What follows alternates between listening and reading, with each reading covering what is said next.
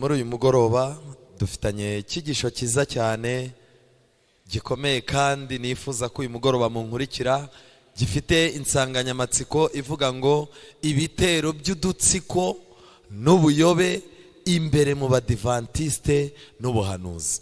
Twabonye ibimenyetso byose bitwereka ibigomba kuranga itorero ry'Imana. Ibyo bimenyetso byose tubigendeyeho twasanze itorero ry'Imana ari itorero ry'abadivantiste b'umunsi wa karindwi. Ariko dusanga iryo torero abaririmo bose siko ari abana b'Imana, kuko abahamagawe ni benshi ariko abatoranijwe ni bangahe? Ni bakeya. Ndetse mu bihamya twabonye yuko Imana nubwo amadini menshi yayobye, Imana igiye ifitemo abantu bayo, kandi igihe nikigera Imana izahamagara abo bantu bayo baze bifatanye n'itorero ry'ukuri. Ariko niba twariganye neza, twabonye ko hari abantu bari muri iri torero ry'ukuri nabo bazita ku myuka iyobya n'inyigisho z'abadayimoni, bakava hano nabo bakagira gute? Bakagenda. Ibi bintu rero bituma tumenya ni kubera iki. Twabonye yuko mu gitabo cy'ibyahishuriwe 12 Satani yanga itorero ry'Imana. Kubw'ibyo rero itorero Satani yanga twanagenda tukajya kurisoma mu gitabo cy'umugenzi. Ababyibuka mu gitabo cy'umugenzi igihe mu Kristo yahuraga na Apoloni yaramubwiye ngo ndi umwanzi w'uwo mwami witwa Yesu, ndamwanga, nanga n'amategeko ye, nanga n'abagaragu be. Ibintu bitatu Satani yanga. Kubw'ibyo rero muri ibyo bintu bitatu, icyambere Satani yanze Yesu, tubisoma mu byahishuriwe 12, kandi amaze kumwanga yanze n'itorero rye, yanga n'abamukomokaho. Kubw'ibyo rero itorero Satani azibasira mu gihe gisoza amateka y'isi, abantu Satani azarwanya yivuye hasi, n'abakomeza amategeko y'Imana kandi bafite guhamya kwande? Guhamya kwa Yesu. Ubwo turi mu byahishuriwe 12 umurongo wa 17. Najya mbabwire ngo rero ibintu bizaba ni nk'ibyabaye kuri uyu muhanuzi. Urwa mbere rw'Abami igice cya 13 guturuka ku murongo wa 11.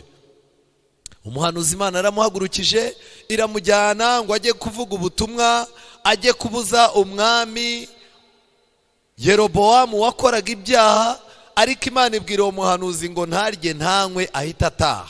Uyu muhanuzi rero we yarakomeje, amaze kuvuga ibyo yabwiwe, umwami aramwinginga ngo batahane.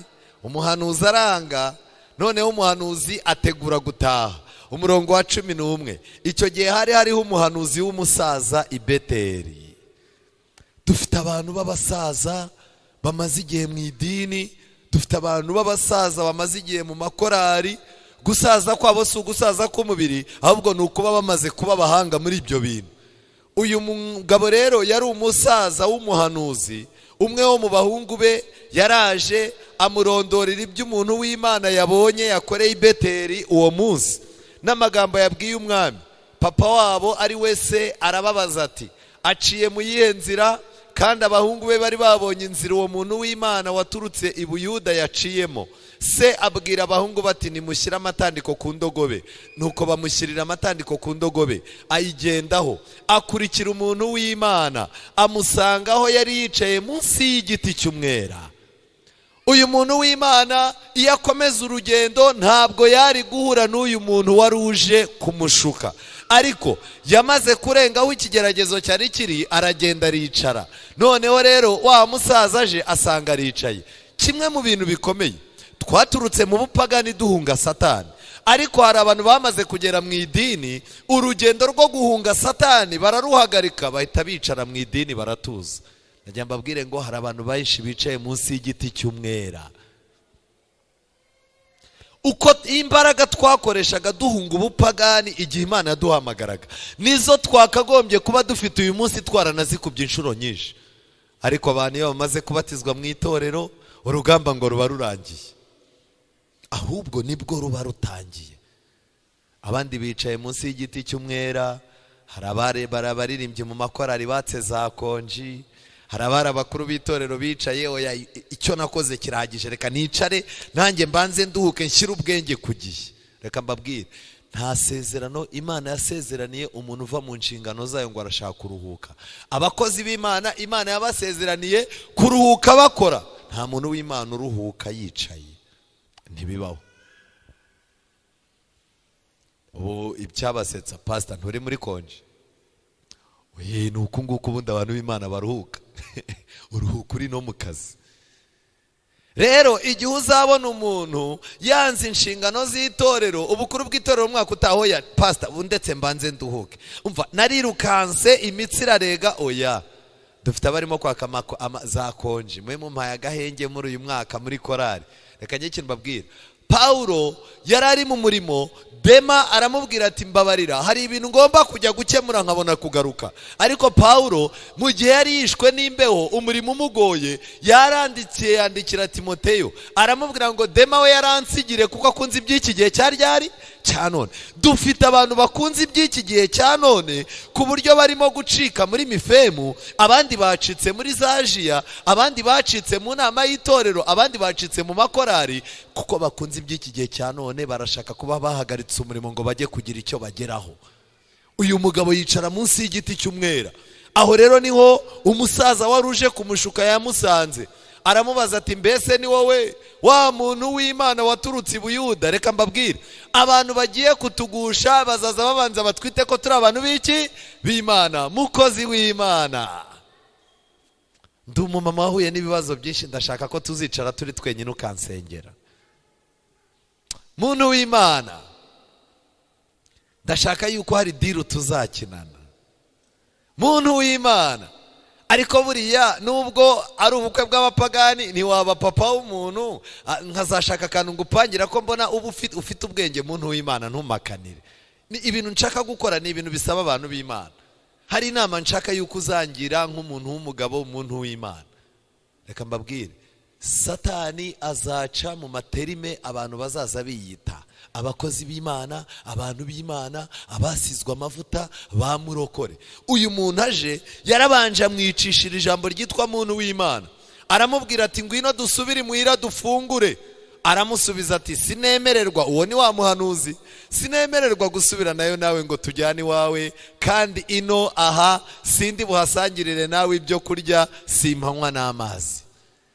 Muri uru rugendo turimo hari abantu tutemererwa gusangira, hari ahantu tutemererwa kurya, hari ibyo tutemererwa kurya, hari ibyo tutemererwa kunywa, hari n'abantu tutemererwa gufatanya urugendo, kuko umucyo n'umwijima ntibyagira gute, ntibyabana.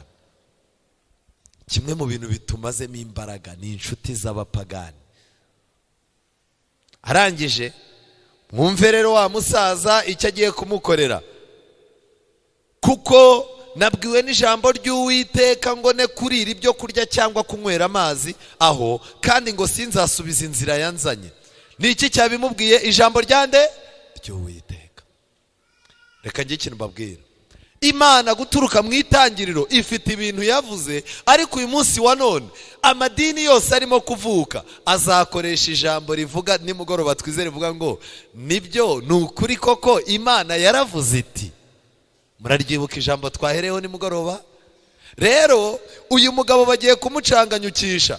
Umurongo wa 18 mwumve wa musaza nawe aramubwira ati nanjye ndi umuhanuzi nkawe, nanjye ndi umukristo nkawe. Erega ntugire ikibazo wowe, ntukajye ujye unyisanzuraho. Buriya rero nubwo utambona ku ruhimbi, ariko nanjye ndi umudivaniste nkawe. Oya ntuzagira ikibazo, rega buriya nanjye ndi umurokore, nubwo nyine nta muntu ukunda Imana nkunda, ariko nanjye niba hari ibyaha muri no minsi turimo gukora, turimo turabikoreshwa n'abantu nabo b'abantu b'iki b'Imana. Ariko rero njyewe bundi sinjya njya gusura abasore pe, mu mutima wanjye kuva na kera iyo umusore ambwiye ngo arashaka ko nzamusura numva ubwoba bunyiyiciye. Ariko ntukajye ugira ikibazo, erega nanjye ndi umuntu w'Imana, ubwo se urumva nabikora? Nanjye ndi umuntu w'Imana. Njyewe rero ndi n'umuririmbyi, njye noneho nanjye ndirimba muri korari kandi ndi n'umuyobozi. Turimo turakora ibyaha by'abantu bitwa abantu b'iki b'Imana. Mu minsi iri imbere abantu bagiye kuduhanaguramo amasezerano y'Imana, abantu bagiye kuduhanaguramo amagambo y'Imana yose twize, ni abantu bazaza bavuga ko nabo ari abantu b'iki b'Imana. Uyu musaza wari warahoze ari umuhanuzi bimukamukamo kubwo kutabana n'Imana mu masengesho no gukurikirana ijambo ryayo, kubwo gukunda icyubahiro cy'abantu, yageze ubwo asigara ari umusaza ariko nta mana afite. Umuntu ntazakuratira imyaka amaze mu idini, azakuratane imyaka amaze yakiriye Kristo by'ukuri. Arangije arambwira ati nanjye ndi umuhanuzi nkawe, kandi marayika utumwe n'Uwiteka avuganye nanjye. Marayika uvuganye nande? N'Uwiteka. Ariko mbabazi, Imana yavuga ibintu byajya kubivuguruza ikohereza marayika? Ubundi ibintu byavuzwe n'Imana ni nayo ubwayo yakagombye kubyikuriraho. Ariko murebe mu gitabo cya Maraki igice cya 3, Imana avuga ngo njyewe Uwiteka ntabwo mpinduka, nicyo gituma abahungu ba Yakobo mutagira gute? Imana ntihinduka. Ibintu yavuze mu itangiriro no mu gutegeka kwa 2 ikabivuga muri Yeremiya, yarangiza ikagaruka ikabivuga mu byahishuwe. Nuko nguko abanyamadini rero baravuga batumva, yego Imana ntihinduka, ariko hari ibintu Yesu yahinduye. Abaheburayo igice cya 13 umurongo wa 8, Yesu Kristo uko yari arejo niko ari kandi niko azagira gute? Niba Imana idashobora guhinduka, Yesu nawe akaba adashobora guhinduka, n'ijambo rye rikaba ridashobora guhinduka, abantu bitubeshya ko Imana yahinduye ibintu. Kuki udakomeza amategeko y'Imana n'Isabato irimo? Reka da, Yesu ku musaraba yarabihinduye arabibamba. Kangera ikintu mbabwira, uyu mugoroba mumenye yuko abantu bagiye kuzaza baducanganyukisha bavuga ko marayika avuganye nabo. Muri iki gitondo ariko Yesu arankunda, haleluya. Mu gitondo Yesu yanyongoreye akantu, naringiye kubyuka neza. Buriya rero mu ndeba njya ngirana ibihe n'Imana byiza mu gitondo, umva si uko birata, ariko ndi umuntu w'Imana ufatika. Rero nagiye gusohoka, ngeze hanze ku muryango mbona inyoni iragurutse. Mbaza Imana nti Mana, ibi bintu uko bidasanzwe, kuki mbyutse nkasanga inyoni ku muryango? Imana irangije irambwira ngo uyu munsi ndaguha amababa ndakugurukisha, hari abantu bakwanga. Kandi koko nageze ku rusengero, ngeze ku rusengero ngiye kumva numva umuntu ansabye imbabazi yuko anyanga. Ibi bintu Imana yari yabimbwiye, marayika w'Imana yari yabimbwiye. Ese abo bantu turabafite? Marayika utumwe n'Uwiteka avuganye nanjye ati, jya kumugarura umujyani wawe arye kandi anywe. Bibiliya yongeyeho ngo ariko yagiraga gute? Yaramubeshyaga. Ubu abantu bagiye gutangira kubeshya abantu mu izina rya Yesu. Umuntu ahagarare ku ruhimbi akubwire ko Imana ikinguye inzu, akubwire ko Imana ikinguye ubukene ibwigijeyo, akubwire ko abonye buruse yawe ujya muri Amerika, akubwire ko abonye wakoze ubukwe wambaye ibiki, akubwire ko akubonye ubara amafaranga utigeze utunga, ariko mujye mwongeraho ijambo. Nubwo yavuga ngo ni marayika w'Imana wabimubwiye, jya wongeraho iri jambo ryavuzwe ngo ariko yagiraga gute? Yaramubeshyaga. Ni gute rero dukwiye kumenya gutandukanya icyiza n'ikibi? No mu buzima busanzwe ni gute wamenya umusore uje kukurambagiza ko ari Satani umuzanye cyangwa ari Imana? Mu buzima busanzwe ni gute umugore uje ngo mube inshuti nawe uri umugore wamenya niba ari Satani umwohereje ngo azakurangaza gukure mu byizerwa? Ni gute wamenya neza umugabo mucuditse ko ari Satani wamugusize kugira ngo agukure mu masezerano y'Imana? Ibi bintu birasaba kubana n'Imana uko bwije nuko bukeye, ugapfuka mugasenga. Urugendo rwawe ukwiye kurukura kuri padiri na pasteri, ukabwira Kristo ngo Yesu Kristo ni wowe wenyine mbona nshobora kwizera, kuko nanjye iyo mvuye simazi, niyo ngiye singize gute? Simazi. Nimwikoreze urugendo rwanyu, muyikoreze amaganya yanyu kuko yita kuri mwe. Rero muri uyu mugoroba nagira ngo mbabwire yuko ibi bintu byabaye kuri uyu muhanuzi, bitewe nuko turi itorero ry'Imana, bigiye kongera bitubeho. Hagiye kuboneka abantu badaherukana n'umwuka w'Imana, ariko ku rurimi rwabo no mu bikorwa byabo bagaragaza ko bahoranye n'Imana mu mwanya bagiye kuduhanaguramo ibyanditswe byera. Uyu mugabo ntago yigeze apfukama ngo abaze Imana, ati Imana ko wari wambwiye ibi ejo none urabihinduye ngo apfukama asaba Imana. Reka da, ahubwo yahise agendera mu kigare, aragenda ararya, amaze kunywa, amaze kurya, wa mugabo w'umuhanuzi Imana itavugishaga arangije Imana ihita yongera iragaruka ibwira wa mugabo wamuyobeje, imubwira ibyo abwira wa muntu w'Imana waguye, wagushijwe n'ibiryo n'ibyo kunywa. Abantu benshi bagiye kubuzwa ijuru n'ibiryo n'ibyo kunywa. Abantu benshi barihakana amahame yabo bageze imbere y'abayobozi n'abategetsi n'abanyamafaranga. Kuba uri imbere ya bosi wawe bikakwibagiza isabato bikanakwibagiza ko waretse inzoga. Kuba uri imbere ya bosi wawe bigatuma ushobora kurara muri hoteli ukarara uri indaya ye, uri umuririmbyi, uri umwizera. Rero igihe cyarageze, amaze kurya wa muhanuzi arangije atera hejuru umurongo wa 21 abwira uwo muntu w'Imana waturutse i Buyuda ati, umva uko Uwiteka avuze ati, ubwo wanze kumvira ijambo ry'Uwiteka, icyaha cyatumye uyu muhanuzi apfa nuko wanga kumvira ijambo ryande ry'Uwiteka. Warangiza ukarira kumvira itegeko Imana yawe igutegetse, ariko ukagaruka ukariraho yakubujije, ukahanywera kandi yarabikubujije. Nuko rero umurambo wawe ntuzagera mu gituro cya basekuruza, mu magambo make urarimbutse. Nuko uwo muhanuzi bagaruye amaze kurya no kunywa, wa wundi wamugaruraga amushyirira amatandiko kuri ya ndogobe, aragenda ahura n'intare ihita imwica.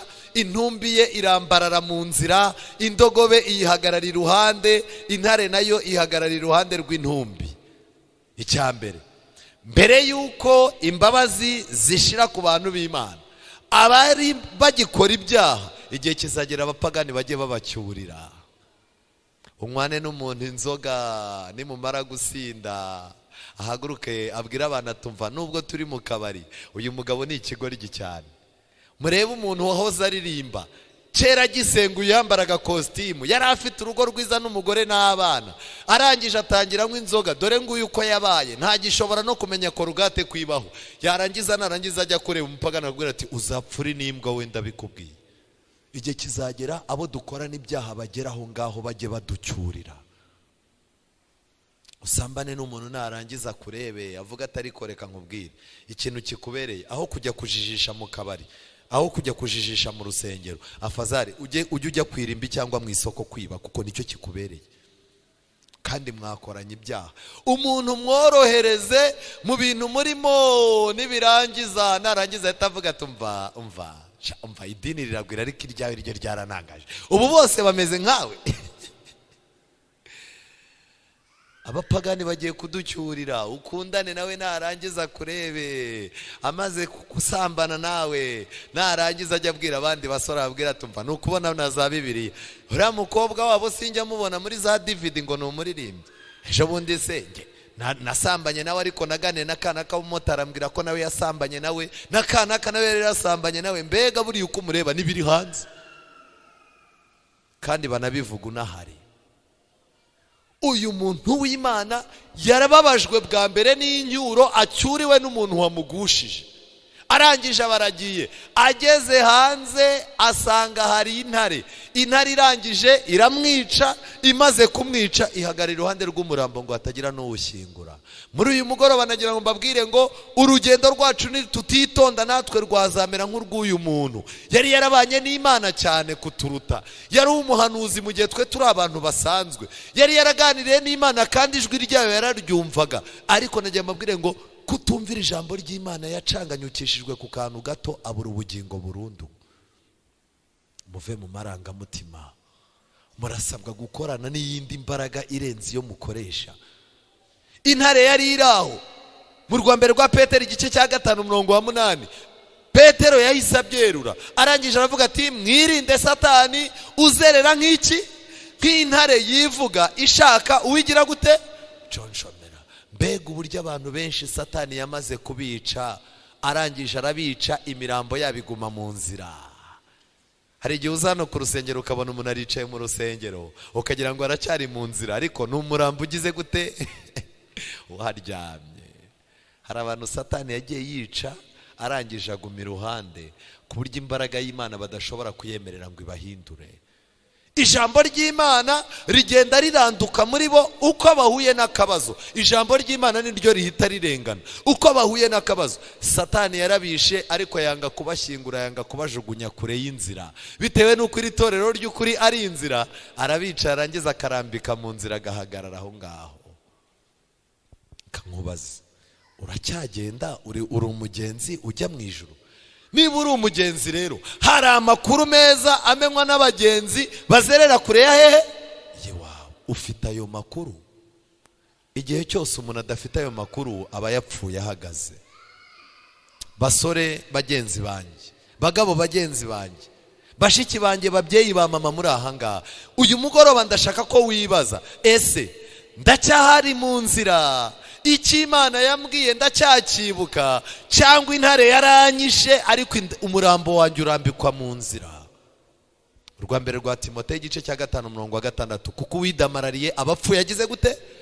Niba muri no minsi udamaraye, iby'agakiza ntacyo bikurebaho, ibyo mu nzu y'Imana ntacyo bikurebaho, ibyo kwihana ntacyo bikurebaho, niba udamaraye gutyo, menya yuko wapfuye uhagaze. Intare yarakwishe ariko uri mu nzira. Iki ni ikibazo. Twigarukire iwacu imbere mu itorero mu badivantiste. Urugamba rugiye kumera gute rero? Abaheburayo igice cya 2:1, nicyo gituma dukwiriye kurushaho kugira umwete wo kwita ku byo twumvise, kugira ngo tudatembanwa tukabivamo. Hazaza imbaraga ikomeye izaza irimo gutembana. Nimugoroba bo twiganye icyigisho, twize yuko ikiyoka cyaciriye, Imana itabara itorero iriha amababa yo kugira gute? Yo kwizera. Rero najya mbabwire ngo ikiyoka cyaciriye mu gihe cya Martin Luther, n'ubu muri no minsi kigiye gucira. Niyo mpamvu dukwiye kwita ku byo twumvise. Nicyo kintu cya mbere. Ibintu Imana yavugiye mu ijambo ryayo ukabyumva witegura kubatizwa, nyamuneka ndakwinginze saba Imana ibyo bintu bikugumemo, kuko ubu ngubu icyo Satani agiye gukora, agiye kuduhanaguramo ijambo ry'Imana. Mugire umwete wo kwita ku byo mwumvise kugira ngo tudatembanwa tukabivamo. Abaheburayo 3:12, nuko bene data mwirinde hatagira uwo muri mwebwe ugira umutima mubi utizera, umutera kwimura Imana ihoraho, ahubwo muhugurane iminsi yose bikitwa uyu munsi, hatagira uwo muri mwebwe unangirwa umutima n'ibihendo by'ibyaha, kuko twahindutse abafatanije Kristo, niba dukomeza rwose ibyiringiro byacu twatangiranye. Buriya uza hano mu itorero, igihe wafataga umwanzuro ukumva ushaka kuba umuntu w'Imana, igihe warengaga amadini yose ukumva urashaka gukurikiza amategeko y'Imana, hari ibyiringiro wari uhawe, kandi kuva ukiva muri Yorodani hari ibyiringiro watangiranye. Paulo yaravuze ngo uko kwizera kwatanzwe rimwe ngo kuba kwiteka ryose. Icyo Imana izakora rero ni ukuvugurura no kongera imbaraga kwa kwizera na bya byiringiro, ariko nta byiringiro bindi izazana. Kuko ibyo rero mwitondere kugumana ibyiringiro byacu twatangiranye ngo bikomeze kugeza ku mperuka. Ibyiringiro nari mfite njya mu mazi, ibyiringiro nari mfite nkiva mu bupagani nkigera muri iri torero, ese ibyo byiringiro ndacyabifite? Hari abamama bahuraga n'ibibazo bakazamura Bibiliya bagasenga bayifashe mu ntoki, bakabwira Imana bati, Imana iri jambo rya icyo rimbwira ni ukuri, umwana wanjye ararwaye mwiteho. None uba mama, umwana asigaye arwara gripe diregite mu bapfumu, akabazo kose kavuka diregite. Reka ngire ikintu mbabwira, igihe kirageze ngo tugaruke ku byiringiro twari dufite, kandi Bibiliya ivuga byinshi. Reka tunyarukire mu gitabo cy'intambara ikomeye. Muri icyo gihe, igihe Martin Luther yararimo kwigisha, igihe Martin Luther yaratangiye gukora umurimo wo kugorora, havutse ikibazo gikomeye cyane. Kandi n'igihe William Mireri nanone nawe atangira umurimo kugira ngo imyigisho yo kugaruka kwa Yesu yigishwe, Satani yagiye azana abantu b'abanyamayerekwa, abantu bavuga ko bavugana n'Imana mu buryo budasanzwe, kubera ko buri gihe ubwoko bw'Imana bwiteguye gutaha, Satani yohereza abantu bo kubucanganyukisha. Muri icyo gihe gukabya mu kwizera kwatangiye kugaragara. Gukabya mu ki? Mu kwizera.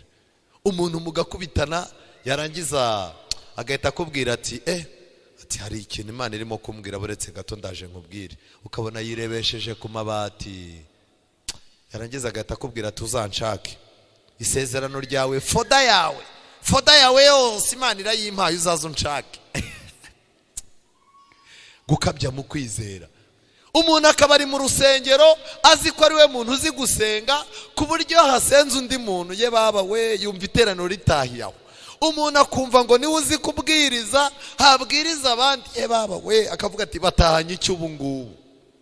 Gukabya mu kwizera kwatangiye kugaragara. Abantu bamwe bari baragaragaweho kuba bizera b'abanyabwuzu. Abanyabwuzu, abamama b'abanyabwuzu batumazeho abantu mu itorero babajyana mu matsinda yo kubaroga. Abagabo b'abanyabwuzu bashwanyuje inama z'itorero. Umugabo w'umunyabwuzu se aricara korari mwayibuza kuzajya kurimba mu bitaramo bitari n'iby'itorero. Wazajya kubona ukabona korari yaje. None se ninde wabajyanye? Erega buriya membre wacu wa muyobozi w'itorero yaratubwiye ngo nta kibi nuko twanywera y'inzoga. Wamubaza muti se byagenze gute? Umva ni bwa bwuzu bwanjye. Pastor rwose urabizi ntari biryanjye ni bwa bwuzu bwanjye. Erega byose buriya rero pastor ngewe mfite ukuntu nitereye muzanyakira uko naho Satani yazanye ikintu cyitwa ubwuzu kugira ngo inama y'itorero igibura umwanzuro ifata. Igihe cyose Erina White mu bitabo bye yagiye yandika abanyabwuzu hahitaga hakurikiraho ikintu giteye ubwoba. Rero aba bantu b'abanyabwuzu mu kwakira ubutumwa batangiye kureka ijambo ry'Imana kandi ari ryo muyobozi utibeshya. Bavugaga ko bayobowe na mwuka maze birundurira mu kuyoborwa n'amarangamutima yabo n'ibitekerezo byabo. Amarangamutima n'ibitekerezo hari igihe bigushuka ukumva niwe muntu w'Imana. Umunsi umwe hari icyumba twagiraga hano Kicukiro, nari maze imyaka nk'itatu nje mu itorero, badukubita ahantu mu cyumba cyari gishyushye cyasengeragamo abantu bakomeye cyane. Mu bantu bari barimo boroheje ninjye wabaga ndimo. Imva icyo cyumba bazanaga n'abantu barwaye abadayimoni bakabakingirana mu cyumba hari. Babazanaga bakabancishaho mbareba bakabashyira mu cyumba bakabafungirana. Ubwo tukaba tuzi ngo umunsi turi busenga ariko hari ikiraka hariya hari abantu 3 cyangwa 4 bagire gute bafungiranye. Ubwo rero ngewe umutima wabaga urimo kundya ukubita. Ariko najya mbabwira ikintu cyantangaje. Muri iryo tsinda habaga harimo abantu bafite ibitekerezo. Hari n'igihe yasomaga nk'umurongo umwe mu gitabo yarangiza akagishyira hariya ubundi akadukubita logique ze. Hari abamama rero baba bagira amarangamutima, hari ukuntu abamama bagira ijwi yajya gusenga, Yesu ni ukuri Mana nziza, ukumva isengesho riritse, yakwimyoza nawe ukimyoza, mu mwanya kaza kwenda kurira koko Mana ubu tuzigenze dute, ukumva abanyambaraga nkeya bahise barira, ukaza wumva abantu barazamura mushwari bazamura ukibaza habaye iki. Uwo muco watangire mu madini ya Gipentekote none ni wacu wahageze. Haleluya, haleluya, haleluya. Iteraniro ariko arizamura ubundi yarangiye akaza kuvuga haleluya ndende, agaceceka kamara iminota nk'ibiri atavuga, ukumva nawe wundi witsamura yacecetse. Abantu bagatavuga ati mwuka araje tu. Ni ubwa mbere mu badive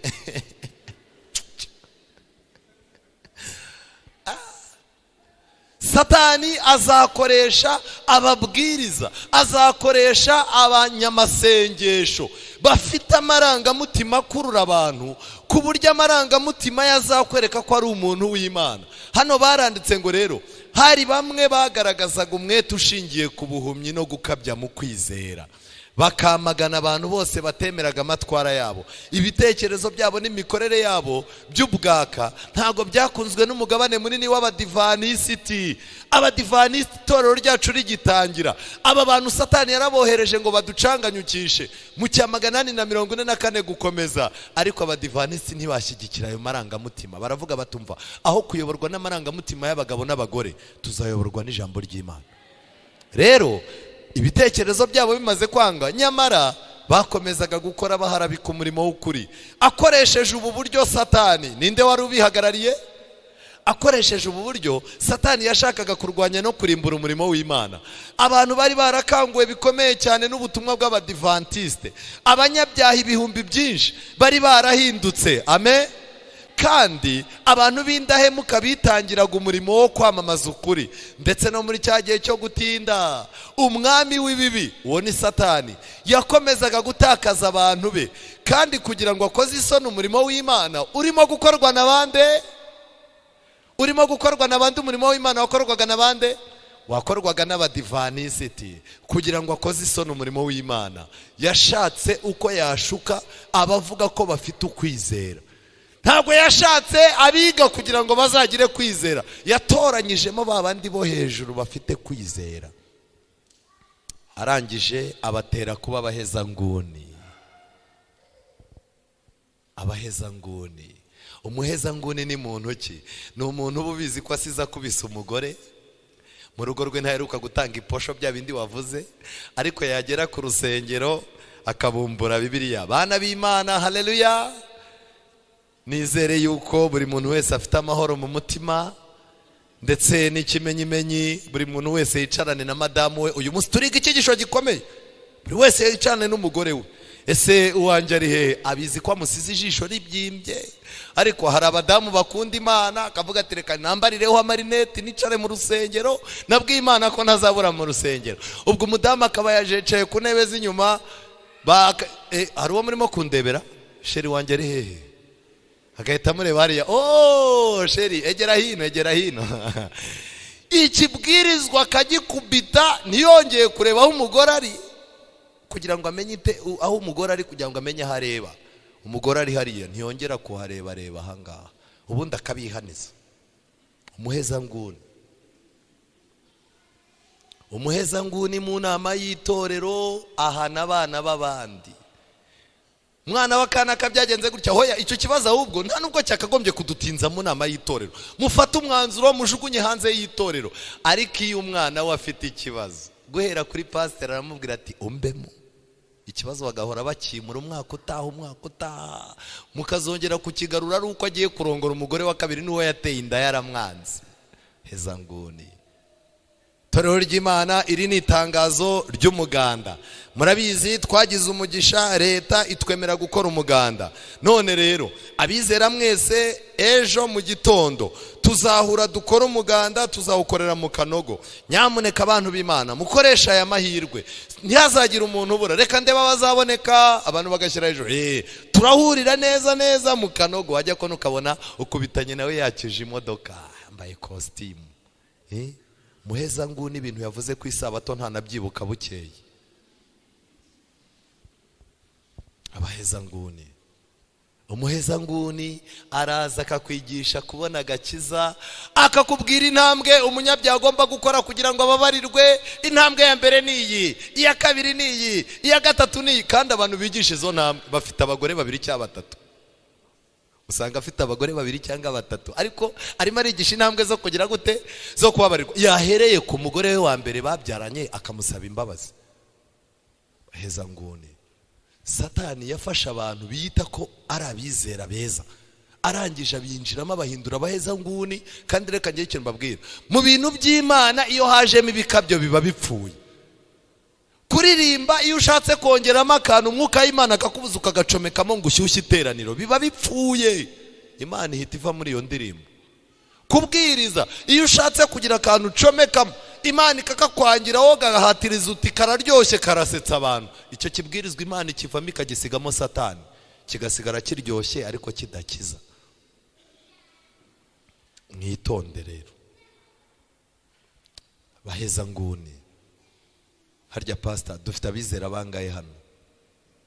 Abizera babasengera hapana bo mwanditse.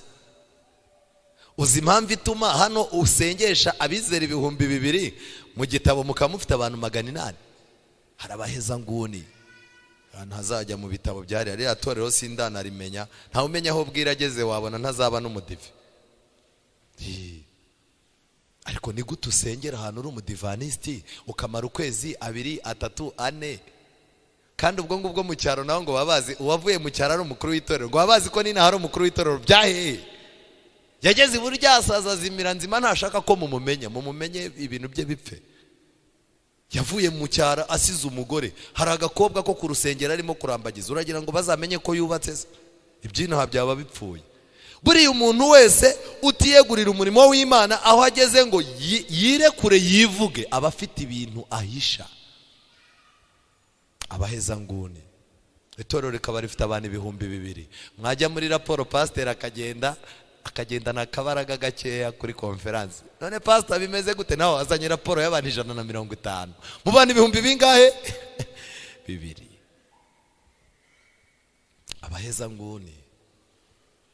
Abaheza nguni baravuga ariko ntibakora. Umuheza nguni araririmba ariko wazajya kumushaka mu bitabo by'itorero muri raporo ntiwamubona. Nujya kumushaka mu bantu bagira amigisho ntayo. Muzamukenere mubazi kuririmba gusa. Reka nsaba Imana muri uyu mugoroba iturindemo abaheza nguni. Imana iduhindura abana bayo. Imana iduhe guha agaciro ibyayo no kwerura ko twayimenye tuve mu buheza nguni.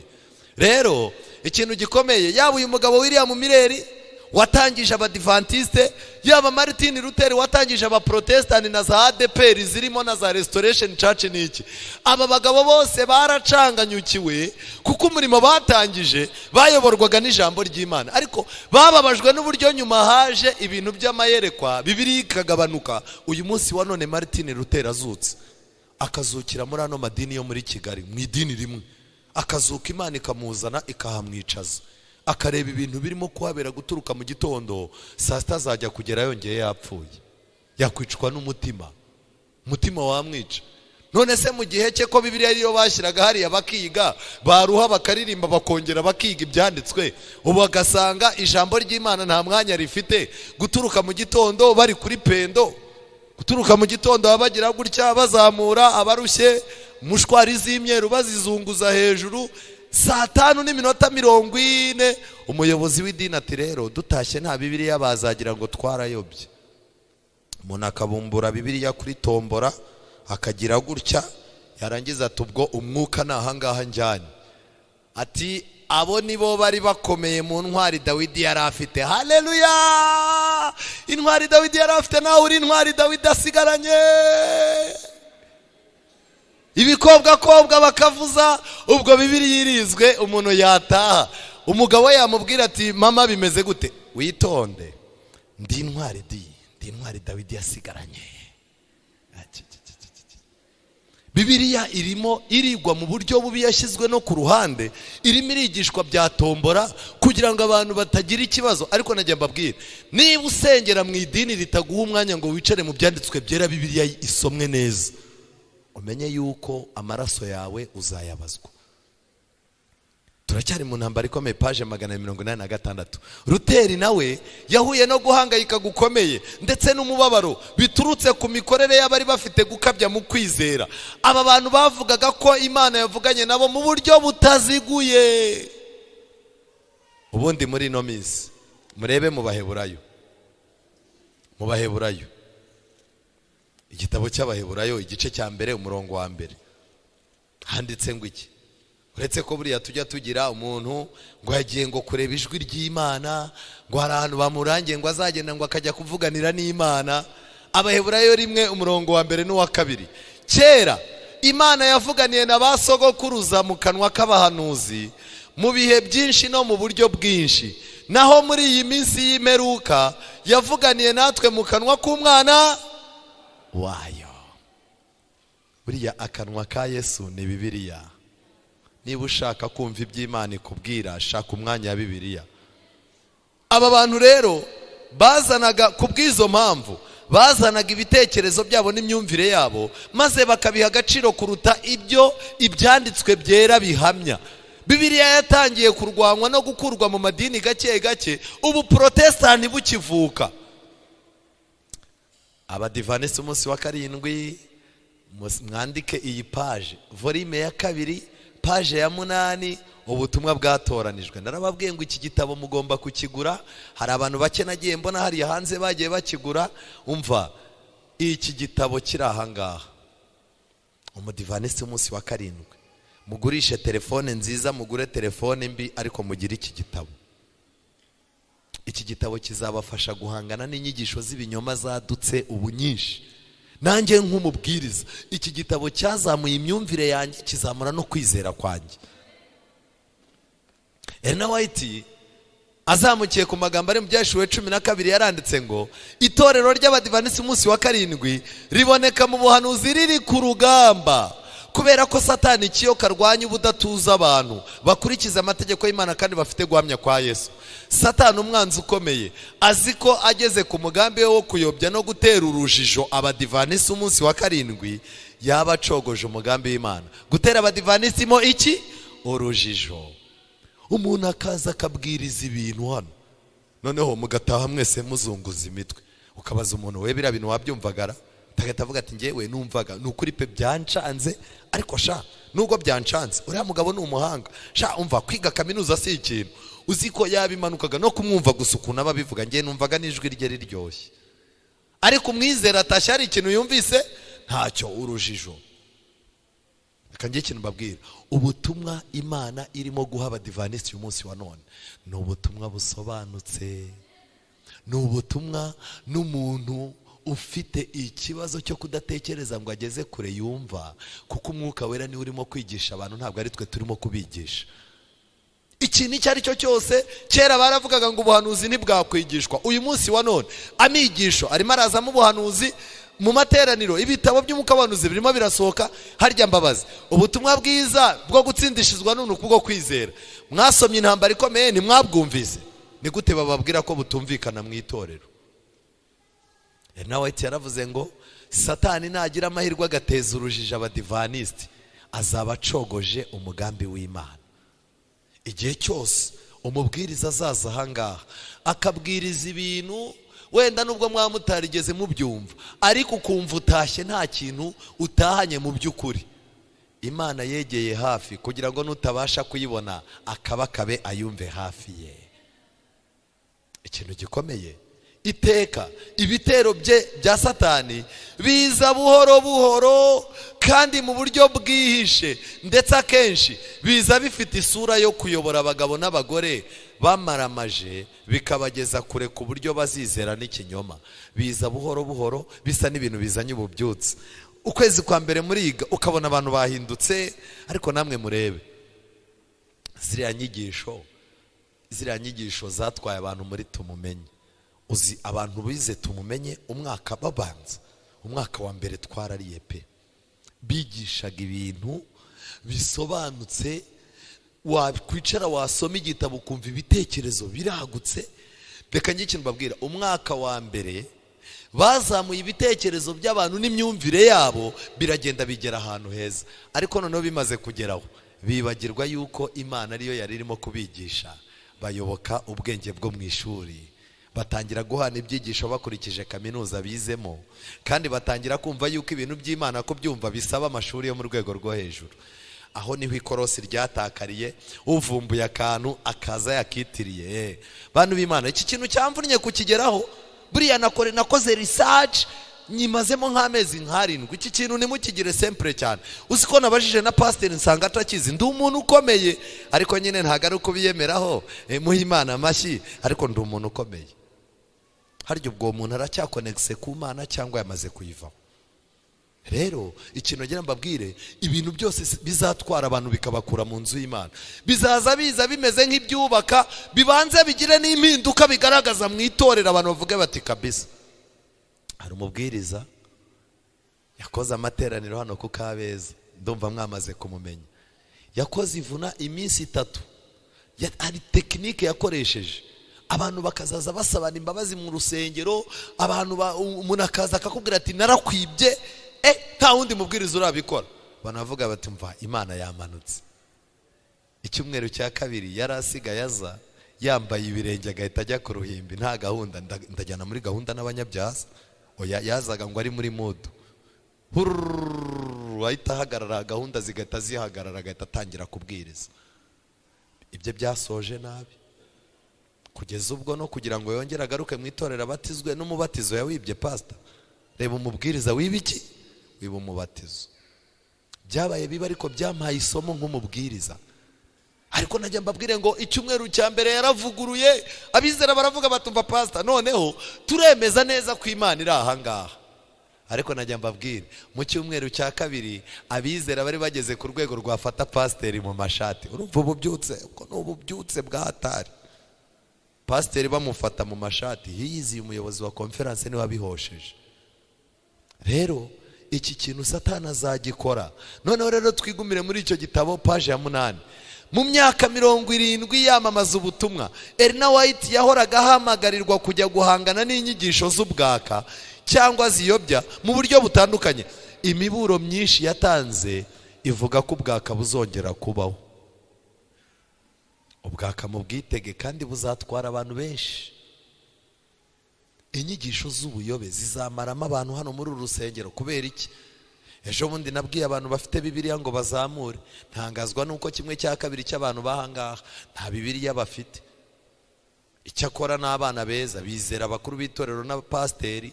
Pastor barakwizera ko baravuga bati pasiteri Serse ndamwemera pe, Bibiliya si ngombwa ko nyigura, nzaza ngenda numva ibyo ambwira. Abagatulika nuko batangiye nabo baravugaga bati padiri ni umuntu ukomeye, nimubura ndahasanga umuseseredoti, ariko icyo nzi ni kimwe, ntago yambeshye. Narababwiye ngo mugure ibitabo hariya, cyokoze Imana ishimwe uko bukeye nuko bwira mbona abantu bagenda bagerageza kubigura. Ariko ubu mwese murimo muragura inkweto n'imyenda bya Noheli. Byibuze washatse uburyo usoza umwaka ufite igitabo kimwe, byibuze kizagufasha mu myumvire yawe. Rero iyi foto murimo murayireba neza, murebe uyu mugabo, umva Bibiliya yayibumbye, system igezweho niyo gusenga bamanitse amaboko. Ubona abadivanisi baratangiye. Oh yes, Yesu mwiza. Ariko pastor, mu materaniro makuru wagiyemo, mu mateka y'itorero wize, iyi misengere yo kumanika amaboko wigeze uyibona mu badivanisiti? Noneho rero agashya, dore aka ni agaki mwakabonye, dore murebe mu biganza byabo bafitemo udutambaro tw'umweru. Iyi ni systeme y'aya madini yayobye. Ariko biratangaje ko mu minsi yashize nagiye kubona mbona korari yacu ikundwa nayo irazunguza udutambaro. Arimo kutuzunguza rwose. Ntibazi iyo bivuye. Ubu abantu benshi dutunzwe n'ibintu bivi Babuloni. Aba babwiriza bo mu madini aya arimo kuvuka, aba babwiriza bafite ukuntu bafata mushwari bakazishyira hamwe bakazisengera, noneho ya mushwari bakavuga ko ifitanye isano n'imbaraga za mwuka. Kubw'ibyo rero uraza ugatanga amafaranga bakayiguha, noneho rero kugenda uyihindukiza, niko ubuntu bw'Imana bumanukira muri wowe. Yes. Bigeze ubwo abadivanisiti b'umunsi wa 7 bashobora gutegura mushwari nabo bakazunguza. Ibyo mvuga ndabeshya? Ntago mubizi? Turaho biva ngibi. Ellen White yavuze ngo iki? Akaga kugarije amatorero yacu nuko ibintu bishya kandi bidasanzwe bizinjizwa muri ayo matorero. Ibintu bishya kandi bitagize gute? Bakuru b'itorero, twebwe hari akantu kaga surprise dushaka kuzabakorera, ariko mbo surprise nyine ni surprise. Pastor agatangira, mumbwire muzabigenza gute? Oya pastor, wowe tuza. Ntunyizera pastor? Yenda kwizera. Okay, ibintu rero ninjye mbirimo tuza. Naga surprise nyine, surprise na pastor naga agomba kubimenya. Wajya kubona ukabona abantu baramanutse bakoze umurongo, ukajya kubona umuryango umwe bawuturukanyemo amabuji, uwundi muryango bawuturukanyemo ibintu by'ibirabyo n'ibiki. Wajya kubona ukabona basabye uruhande ngo bazamura amaboko, abangaba bayamanure, bano bagire gute. Noneho ugasanga pastor nawe byamucanze arimo arareba, hagiye gukurikira wiki pastor, rega ni surprise. Kajya ikintu babwira, Ellen White yeretswe yuko amatorero azagira ibibazo ari uko ibintu bishyashya kandi bidasanzwe. Muzaza mwicara muvuge muti korari mwakoze amakosa, bakubwira ati pastor twereke muri kanuni za kanisa aho byanditse. Ese utekereza ko kanuni za kanisa zanditse? None se muri Bibiliya handitsemo urumogi? Bibiliya yanditswe mu gihe ubwo buhanya bw'urumogi bwari butaratekerezwa. niyo mpamvu muri Bibiliya guturuka mu itangiriro kugeza mu byahishuwe nta rumogi rurimo. Rero hari ibintu birimo kwaduka uyu munsi wa none by'amahano ariko bitanditse muri kanuni za kanisa. White yaranditse ngo ibintu bishyira intekerezo z'abantu mu rungabangabo kandi bibatera imbaraga igihe bazikeneye cyane mu by'umwuka. Bitabatera imbaraga, hakeneye ubushishozi kugira ngo ibintu bishya kandi bidasanzwe bitabangikanywa n'ukuri ngo bibe byaba umugabane umwe w'ubutumwa bugomba kwigishwa muri iki gihe. Dukwiye kurinda ukuri kwacu kw'abadivanisi umunsi wa karindwi kugira ngo kutavangirwa n'ibintu bishyashya birimo kwaduka. Umubwiriza najya gutangira kubwiriza abantu babanze bakoma amashyi, namara gukoma amashyi bose bagire gutyo, umubwiriza abone gutangira. Reka njye ikintu mbabwira, ntibiri no mu mugambi w'Imana kuba umuntu agiye kubwiriza mukabanza kumuvuga byose muri detaye. Ntabwo ari gahunda y'Imana. Aho uyu mubwiriza Imana yatwoherereje ntimumurebe gutya, ni umuntu ukomeye afite PhD mu bigendanye n'amategeko, uko mumureba ni umuntu w'Imana cyane, buriya ni umuntu ukomeye, umva ni umuntu ukomeye no muri leta, twagize umugisha udasanzwe. Ayo magambo kuki batayavuze kundi mubwiriza wavuye mu cyaro? Mwagize umugisha udasanzwe mugereranyije n'uwuhe mugisha? Nukuri mujye muza mudusure, abantu barabakunda, bagize gute. Umuntu yarangiza nawe akaza agaca mu nyurabwenge ze. Reka njye ikintu mbabwira, mwitonde cyane, mwitondere uru ruhimbi. Bantu mu managinga urusengero, mu managinga uru ruhimbi. Nimutaru managinga Imana izarubarabaza. Aha, irinda amagambo uvugira, irinda ibintu uvugira. Reka mbaho urugero, nubwo tuba turimo kubwiriza, amagambo mvuga mbanza kureba yanditse hariya. Muranyumva neza? Hari ijambo ushobora kuvuga ugashyira itorero mu bibazo kandi igihe kitaragera. Hari amagambo ushobora kuvugira ukabusenya imiryango nk'itatu cyangwa ine kandi utagize gute, utabizi. Hari ijambo ushobora kuvugira hano uri umuyobozi, abapfakazi bose ntihazagire ugaruka mu rusengero. Yego, tugiye gusenga, mushaka uburyo buri mugore wese yegerana n'umugabo we bafatane mu kiganza. Ntiwibuke yuko mu iteraniro hari abatagize gute, batabafite ngo uvuge uti mu by'ukuri hari n'abandi aho isi igeze, aho icyaha kitugejeje, hari abandi batagize amahirwe yo kuba babafite. Abo nabo ndabinginga ngo bafate mu kiganza cyande cya Yesu. Iryo jambo utaryongereyemo, hari umuntu w'umumama uba utazagaruka mu materaniro yawe. Uhagaze imbere y'abantu urimo urabwiriza, ariko kuko uguze imodoka vuba ukazaza uhagara imbere y'abantu, amafaranga y'inyubako murayazana ntimuyazana ukoze mu mufuko. Ninde wakubwiye? Imbere aho ngaho hari abantu bakurengeje n'icyubahiro ariko bacecetse batazwe.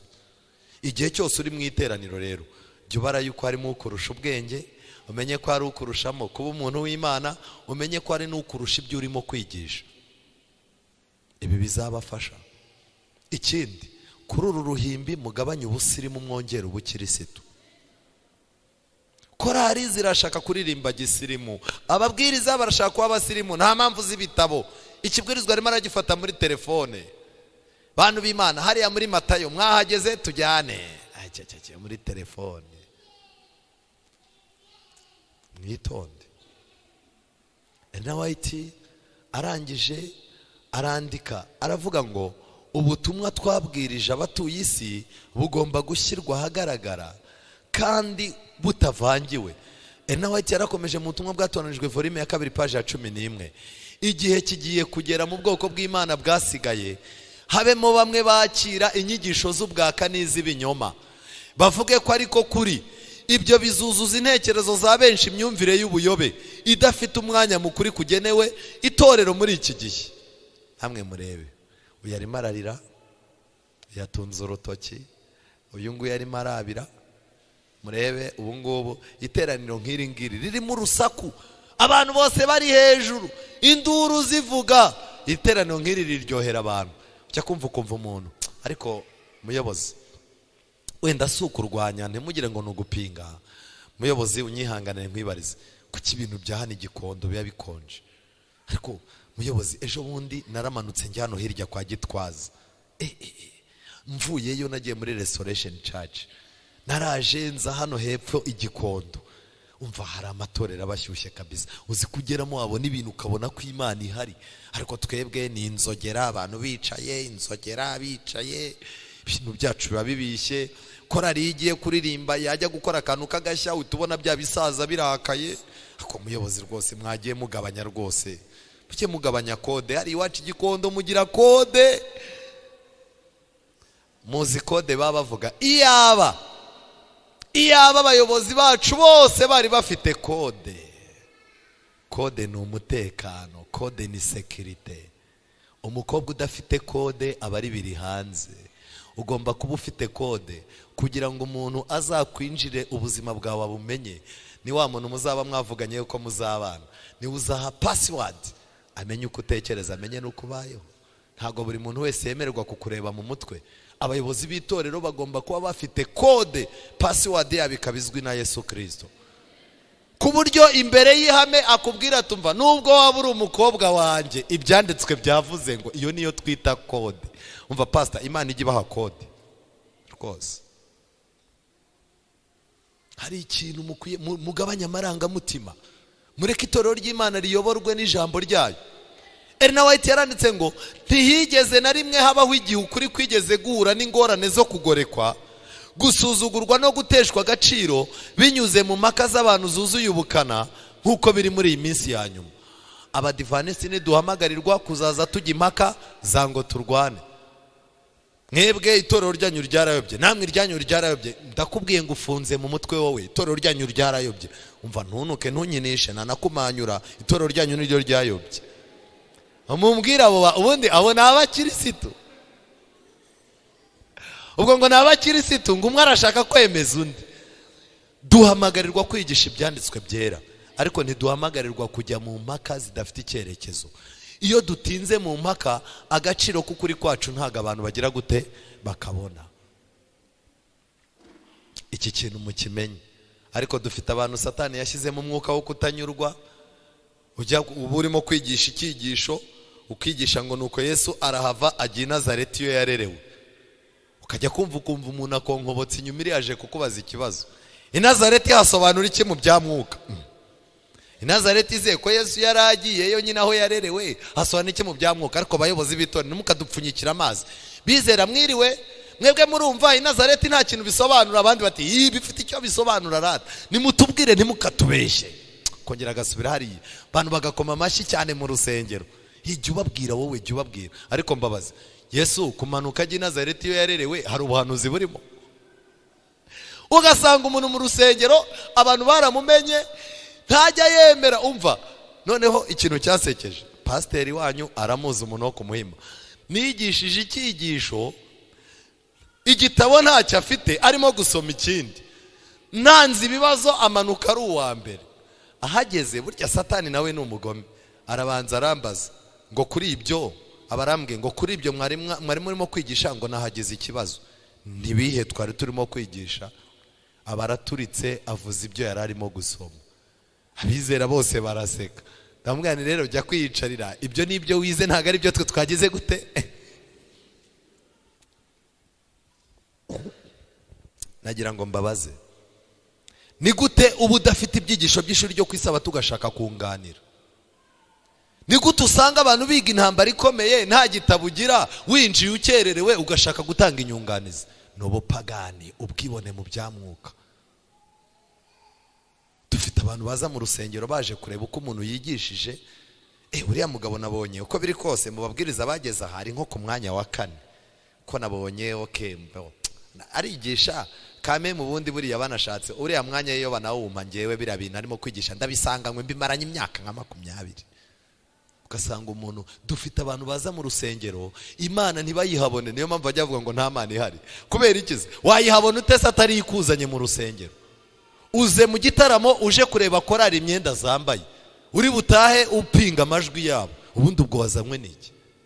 Mu rusengero uje kureba aho barugejeje, umva barubatse nibyo koko, ndabona harimo amakaro, ariko kari agahande gasigaye nibashyiramo amakaro ngaha honde mama zaba yarabyaye. Umva ikintu cyamuzanye mu rusengero.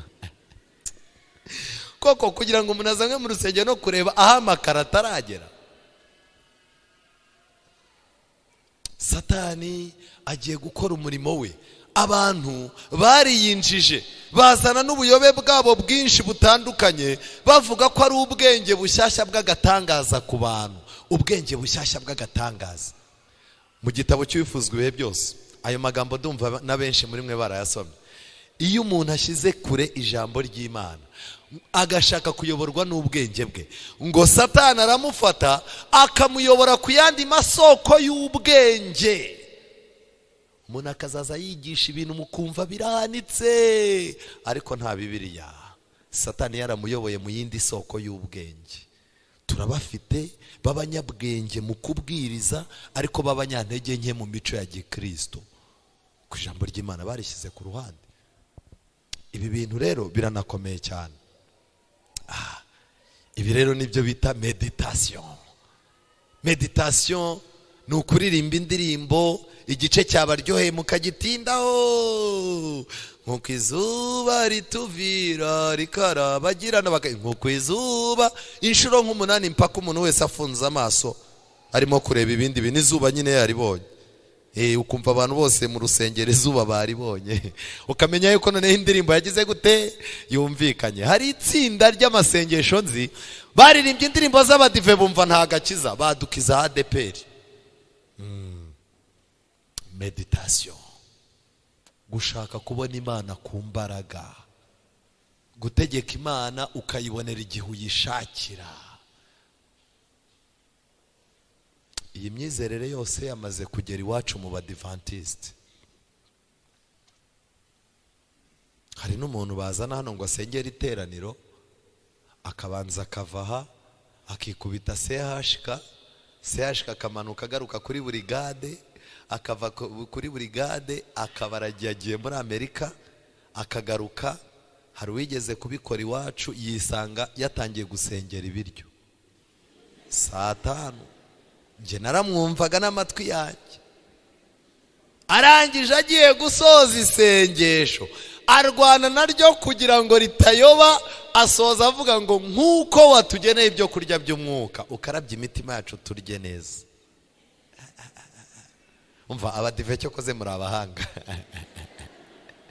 Umuntu usenga akamenya amakosa yakoze mu isengesho, akaba ari nahagarurira aya makosa. Ngire ikintu mbabwira, irembo ryitwa gusenga muryitondere, mwirinde kwangiza irembo ryitwa gusenga. Mugabanya amarangamutima, musabe Imana ibigisha uko mukwiye gusenga. Abigishwa ba Yesu baraje babwira Yesu batumva rero twigishe gusenga nk'uko Yohana yigishije intumwa ze. Yesu arababara cyane abigishwa be. Yesu arababara cyane, arangije avuga ati mwebweho nimujya musenga mujye muvuga ngo. Bivuze ngo uyu munsi wa none Imana irimo irashaka isengesho ryawe ry'umwimerere. Ishaka yuko usenga isengesho wakuye kwa mama wo kwa pasiteri.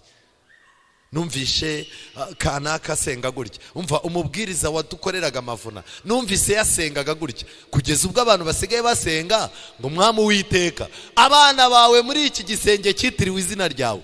Turi mu gisenge, turi imbeba. Dore mu gisenge ngahari. Abantu bigeze bumva ayo masengesho mushyira akaboko hejuru. Singaho. Muri iki gisenge cyitiriwe izina ryawe. Ayo masengesho yavuye mu cyaro, baravuga mu cyaro baba bafite urusengero rushaje murabizi. Agasengero kaba ari gatoya. Ugiye gusenga aba yumva igisenge kiri aho ngaho, akavuga ngo munsi y'iki gisenge cy'inzu yitiriwe izina. Noneho rero kubera isengesho ari rikoperano, umuntu aratangira ati muri iki gisenge cyitiriwe, twe turi mu gisenge. Ndajya mbabwire ngo mwirinde amasengesho y'amakoperano. Gitare kisungwa n'amahanga. Hari abantu bazi gutaka Imana mu masengesho. Uhoraho, ugize gutya na gutya, ugize gutya na gutya, ugize gutya na gutya. Gitare kisungwa n'amahanga. Noneho n'umuntu wavukiye i Kigali utazi ibyo binyarwanda bikomeye, nawe agashaka guhera muri gitare kisungwa n'amahanga. Ubundi ugeramo ukanakonoza. Mwitoze amasengesho yanyu atarayo mu gasozi. isengesho rivuye ku mutima ry'umunyantege nkeya Imana irishyiramo umubavu uhumura neza rikazamuka rikagera ku Mana. Mufite abantu muri runo rusengero rwanyu mwishyizemo ngo ko ari Imana yumva, akabazo kose kabaye uryamye akumva inda yamuguye nabi yirukira kwa mama w'Imana. Ubu hari abadamu basigaye bitwa ba mama w'Imana. Muve muri ibyo bikabyo. Dawidi agiye kujya kwica Goliyati, bamwambitse ikote rya Sawuli, ateye intambwe biranga, aragaruka arababwira ati ikote ryanyu ni muri gumane, ndakoresha ibuye ryanjye. Ibuye ni ry'Imana riyagennye yuko riri bwice Goliyati. Ikigeragezo kiri imbere yawe Imana yateganyije yuko kizicwa n'ibuye, ari ryo sengesho ryawe rigira inyantege nkeya. Ushobora kuba utazi gushoreranya amagambo ngo isengesho riryohe mu matwi, ariko mu ijuru hari Imana, mu isi hari umwuka wera ushinzwe gutondeka amagambo yacu akagera mu matwi y'Imana afite icyerekezo. Nawe yaranditse ngo mu bihe bizaza azamuke kuri aya magambo yo mu rwa mbere rwa Timoteyo 4:1. Paulo yandikiye Timoteyo ati mu bihe bizaza bamwe bazagwa bave mu byizerwa, bite ku myuka iyobya n'inyigisho z'abaki, inyigisho z'abadayimoni. Ibintu byose umuntu yarwaye ni abadayimoni, washishutse ibirenge ni abadayimoni, umutima hano mu kaboko hari ikintu cy'umuriro kizamo, uwo ni umudayimoni. Mu nzu waba ufitemo imbeba muri parafo, za mbeba zikaza zikubita parafo nka saa sita za nijoro, ni abadayimoni barimo. Ibintu byose byabaye abadayimoni. Abantu bazagushwa n'inyigisho ziyobya n'imyuka y'abadayimoni. Nawe yazamuke kuri aya magambo arandika ngo Satani ubwe aziyoberanya yinjire anyuze mu tuyira duto duto tugenda twaguka uko inkota ze zizagenda zica inzira. Muri iki gihe amayeri ya Satani yo kwiyoberanya azinjizwa mu murimo w'Imana wihariye. Rero yaranakomeje arandika ngo mu cya 843 n'icya 844 twahamagariwe guhangana n'ubwaka nk'ubwo. Abantu baravugaga bati mfite mwuka muziranenge w'Imana, maze bakaza mu materaniro bakikaraga nk'uruziga. Nawe yajyaga kubona akabona mu iteraniro umuntu akaraza ijosi, abantu bagatavuga ati mwuka arahageze. Ngibiriya ntabwo ari amagambo yanjye. Ubutumwa bwatoranijwe volume ya 2 page 21.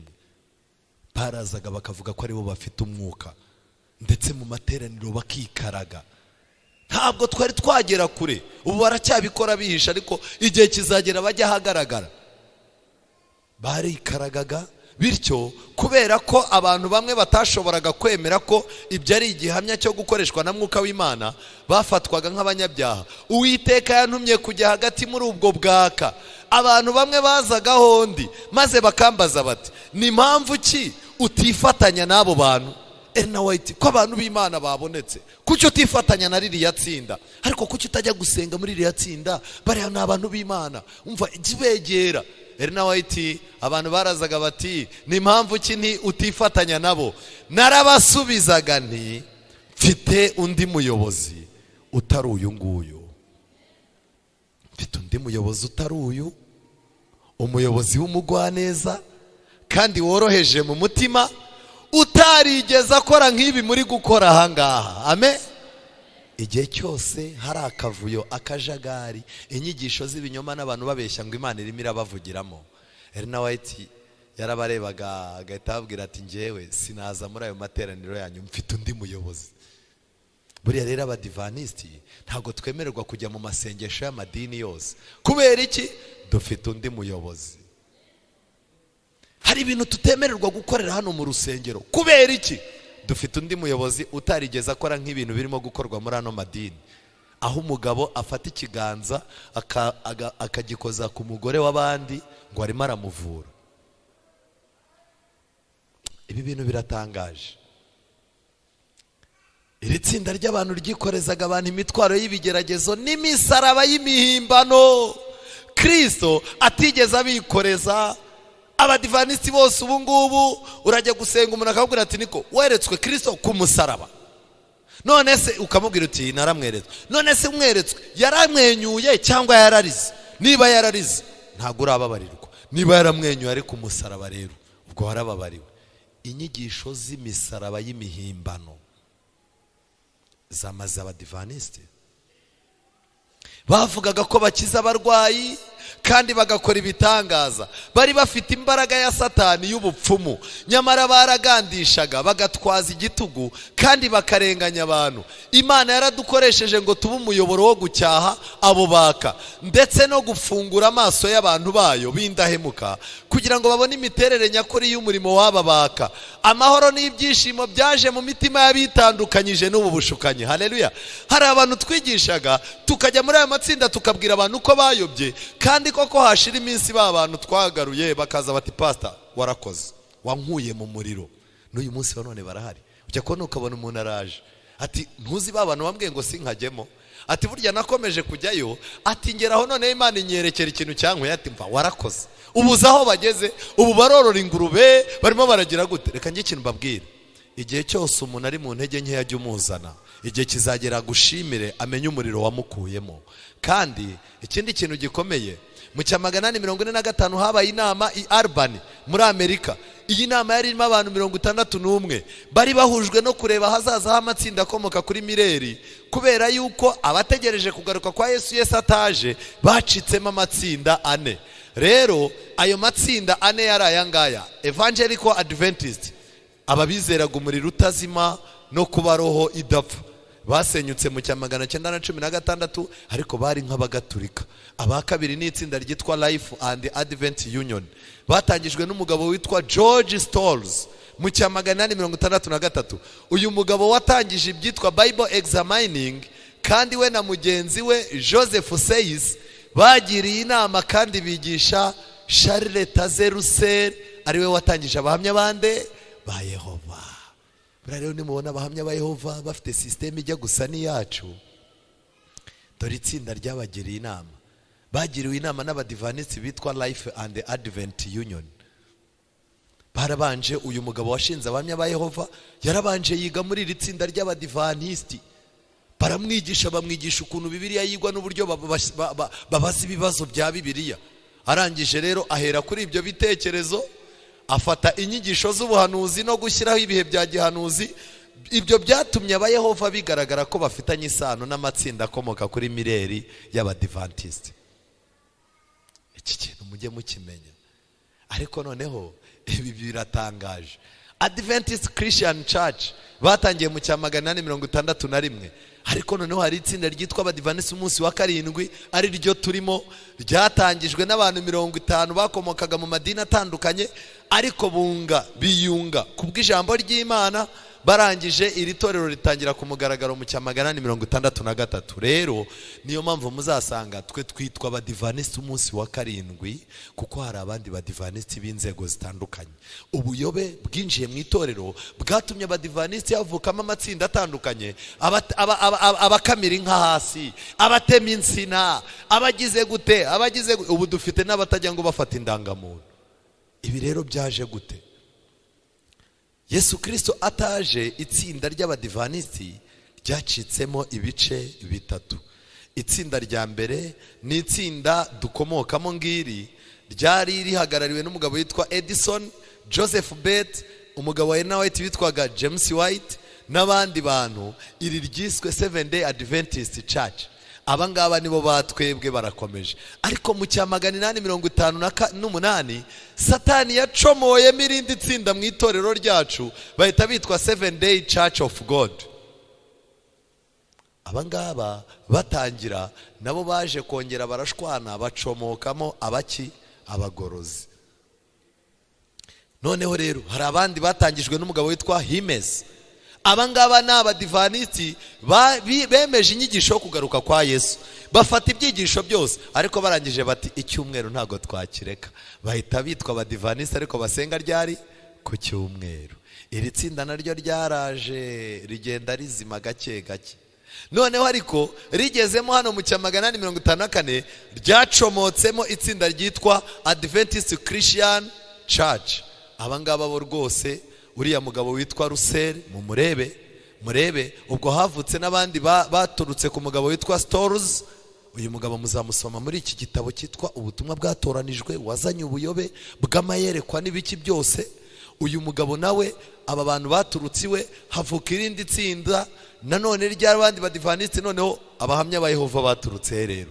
Uyu mugabo witwa Russell yafashe muri aba badivanisi basenga ku cyumweru, afata n'aba basenga ku cyumweru, afata n'aba ngaba basengaga ku cyumweru, ahinduramo abahamya baki ba Yehova.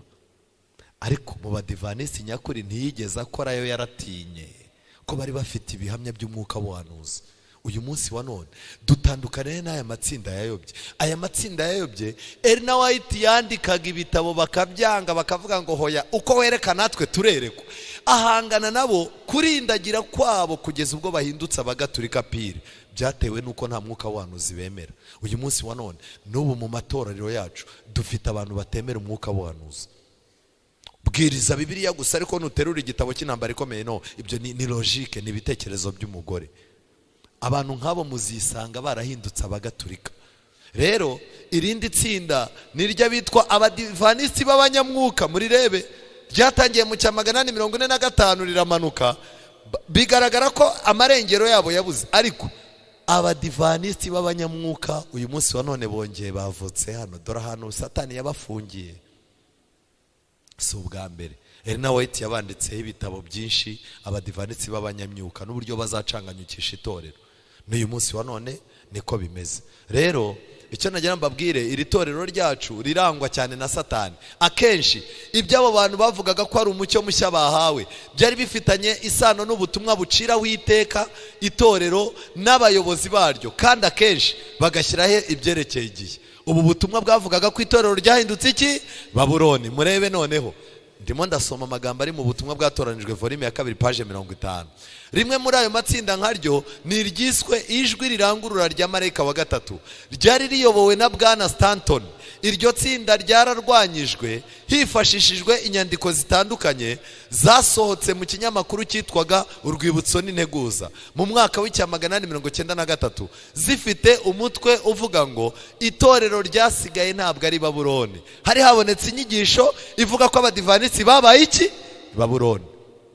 Iriya nyigisho yararwanyijwe mu 893, ariko uyu munsi wa none inyigisho ivuga ko abadivanisi babaye Babuloni yarongeye igarurwa n'abaki? N'abagorozi. Ariko nabo ntibazi umwuka barimo.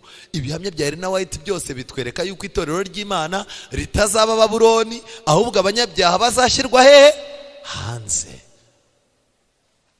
Neretswe abantu benshi bazavuga ko bigishijwe n'Imana mu buryo bw'umwihariko, kandi ko bazagerageza kuyobora abandi ndetse biturutse mu bitekerezo biyobye byerekeye ku nshingano bafite. Bazakora umurimo Imana itigeze ibashinga gukora, kubera ko abantu bagiye kurushaho kuyoberezwa mu bihugu by'amahanga ndetse no muri Amerika.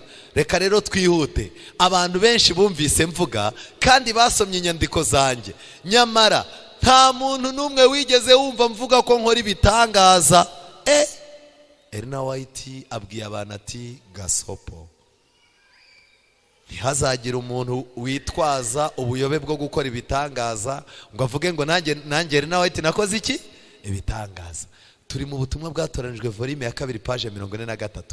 Nta muntu n'umwe wigeze wumva ko nkora ibitangaza. Inshuro nyinshi nagiye mpamagarirwa gusengera abarwayi, kandi ijambo ry'Imana ryarubahirijwe. Amen. Ijambo ry'Imana ryarubahirizwaga kuruta yuko navuga ngo ngiye kuzura umuntu. Abadivanisi uyu munsi wa none dufite uburyo noneho n'abantu bacu barimo kurwara turimo kubihishana, tukabajyana ahantu ngo bajye kuvurwa, bajye gukorerwa ibitangaza. Yewe dufite n'abadivanisi bacu ngo basigaye babikora. Twikomereze. Tuzahura n'abavuga ibinyoma. Abahanuzi b'ibinyoma bazaduka. Hazabaho inzozi n'amayerekwa by'ibinyoma. Ariko mwebwe mubwiriza ijambo ry'Imana. Amen. Ntimutandukane n'ijwi ry'Imana rivugira mu ijambo ryayo. Ngiki kintu kigiye kuturinda cyonyine. Elena White ati umuyoboro umwe rukumbi mwuka w'Imana akoreramo ni ukuri. Igihe cyose muzakoresha imbaraga zanyu, umwanya wanyu, amahirwe yanyu yose mukayakoresha mushaka ukuri, muzunguka byinshi kandi Imana izavugana namwe. Rero aya magambo aratangaje. Rero uyu munsi wa none abantu barimo barajya mu butayu. Nagira ngo mbamenere ibanga aho ubutayu bwaturutse. Ubutayu bwazanywe n'abagatulika. Iyi ni page y'igitabo cyabo. amateka ya kiliziya paje 69, ni igitabo cyo mu 1990 cyanditswe n'itorero rya Mutagatifu Paulo ishami ry'amateka seminari ya Nyakibanda. Tugiye gusoma rero ayo magambo nayanditse uko ari kuri iyo paje.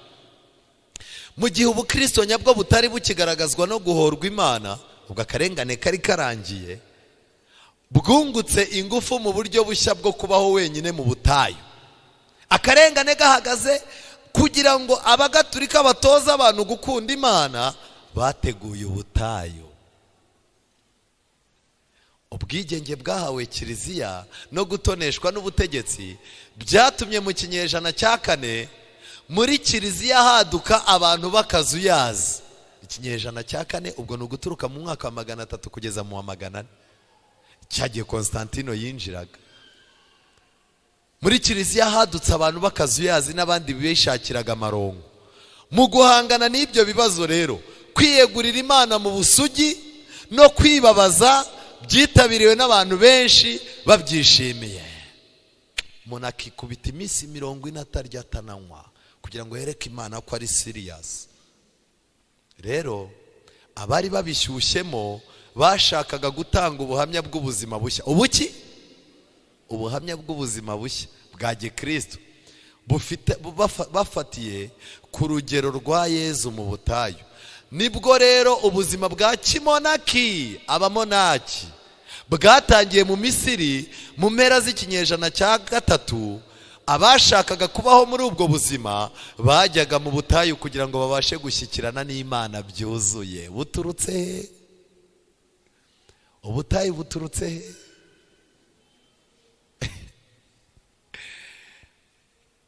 Ko tudaheruka kukubona ku rusengero ku isabato, reka dabira bintu byanyu by'inzogera nabicitsemo. Hariya wahabonera agakiza? Nta Mana. Inzogera zivuga abana basakuza inyuma batanga amatangazo iminota 20. Reka da. Ubu hari ubutayu twabonye. Umva, buriya mama Kanaka n'umuntu w'Imana niwe wanjyanyeyo. Umva, Imana iravuga. Usko baza n'umuntu yarabyimbye inda, wajya ko ukabona isakira mu minota nk'itanu. Uzi ibintu biberayo. Jewe rero niho nsigaye nibera. Buriya rero ntukajya unabona n'abantu benshi rega buriya ntibakizari iwanyu. Abantu benshi turabafite, ahubwo dufite ikibazo hatubanye hatoya, tugiye kwimuka tujya ahantu hanini hagari. Kangiye ikintu mbabwira, mu bantu bagiye mu matsinda y'amasengesho menshi mbamo, ariko ndajya mbabwire ngo muri ayo matsinda yose nazengurutsemo, hari itsinda nigeze kuraramo barimo kutwigisha. Umugabo watwigishaga uyu munsi wa none ahagarariye abapfumu mu Rwanda. Yaduhaga ubuhamya uburyo Imana yamucishije mu ikostara. Ubwo iyo yabwirizaga narebaga ikostara nkavuga ni Imana urakomeye.